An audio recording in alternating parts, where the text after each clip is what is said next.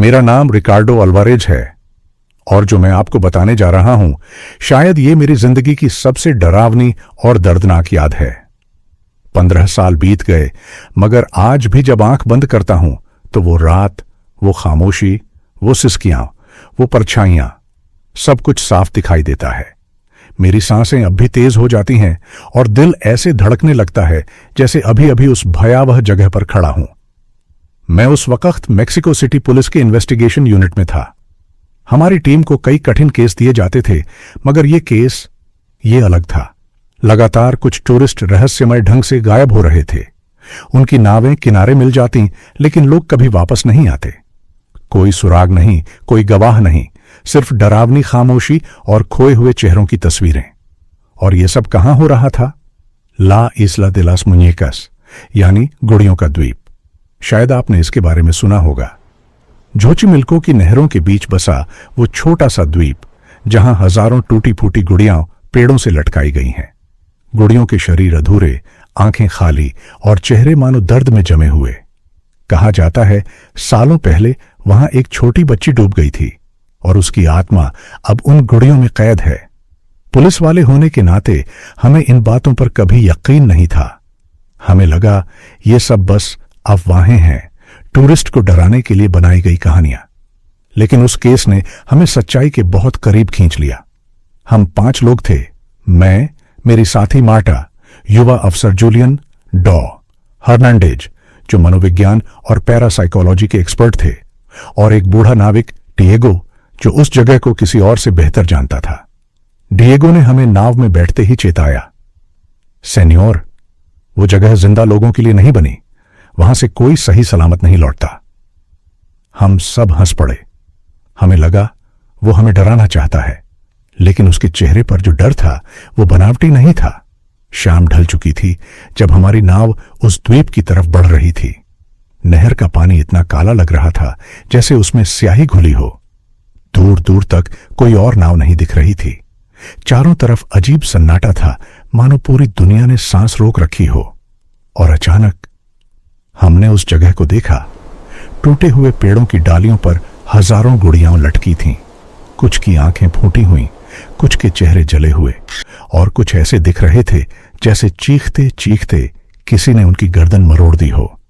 जब हवा चली तो वो गुड़ियां झूलने लगीं, और मुझे साफ महसूस हुआ कि जैसे वो सब हमें घूर रही हों, हमारी हर हरकत पर नजर रख रही हों।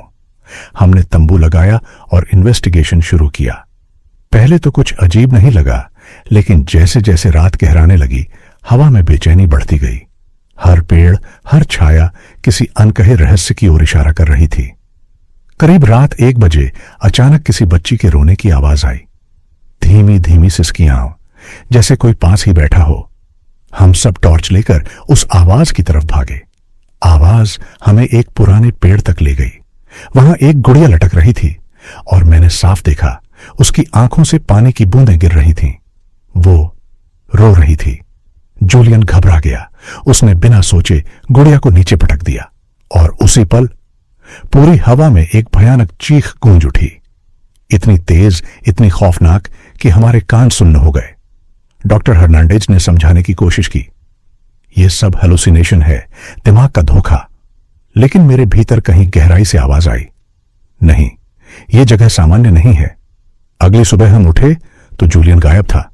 उसका बिस्तर खाली था, बैग, जूते सब वहीं थे, बस वो नहीं। हमने पूरा द्वीप छान मारा। आखिरकार नहर किनारे उसका वॉकी टॉकी मिला और उसके बगल में रखी थी एक नई गुड़िया। उस गुड़िया के बाल जूलियन जैसे थे। उसकी वर्दी पर वही बैज बना था जो जूलियन का था। मार्टा डर से चीख पड़ी और मेरे गले से आवाज ही नहीं निकली। तभी मुझे समझ आया, ये द्वीप लोगों को निगलता है और उनका हिस्सा अपनी गुड़ियों में बदल देता है। दूसरी रात हम सब एक दूसरे से चिपक कर बैठे। किसी ने भी आंख बंद करने की हिम्मत नहीं की। लेकिन करीब 3 बजे अचानक तंबू के बाहर हलचल हुई। हम बाहर निकले और देखा सैकड़ों गुड़ियों की गर्दनें एक साथ घूम चुकी थीं। उनकी आंखें अंधेरे में चमक रही थीं। और तभी वो दिखी, एक छोटी बच्ची गीले कपड़ों में नहर से बाहर निकलती हुई। उसकी आंखें खाली थीं, मगर उनमें सदियों का गुस्सा और दर्द भरा हुआ था। उसकी हर कदम पर पानी से अजीब आवाज उठ रही थी। उसने सीधे मेरी तरफ उंगली उठाई और चारों तरफ फुसफुसाहट गूंजने लगी। यहां से चले जाओ, वरना कभी वापस नहीं लौट पाओगे। हम सब भाग खड़े हुए। डॉ हर्नांडेज वहीं गिर पड़े। जब पीछे मुड़कर देखा, वो सैकड़ों गुड़ियों के बीच गायब हो चुके थे। मार्टा और मैं किसी तरह नाव तक पहुंचे, लेकिन डिएगो, उसका गला पहले ही कटा पड़ा था। हम दोनों ने नाव चलाई और भाग निकले, लेकिन सुबह जब आंख खुली, मैं अकेला था। मार्टा भी गायब हो चुकी थी और उसके पास रखी थी एक नई गुड़िया, जिसके बाल मार्टा जैसे थे। आज 15 साल बाद भी वो रात मेरी रूह तक को हिला देती है। सरकार ने सबको बताया, एक्सीडेंटल ड्राउनिंग, लेकिन असली सच सिर्फ मैं जानता हूं। ला इस्ला दे लास मुñecas सिर्फ एक जगह नहीं है, वो एक श्राप है। वहां जाने वाला कभी वापस नहीं लौटता। उसका हिस्सा हमेशा के लिए गुड़ियों में बदल जाता है।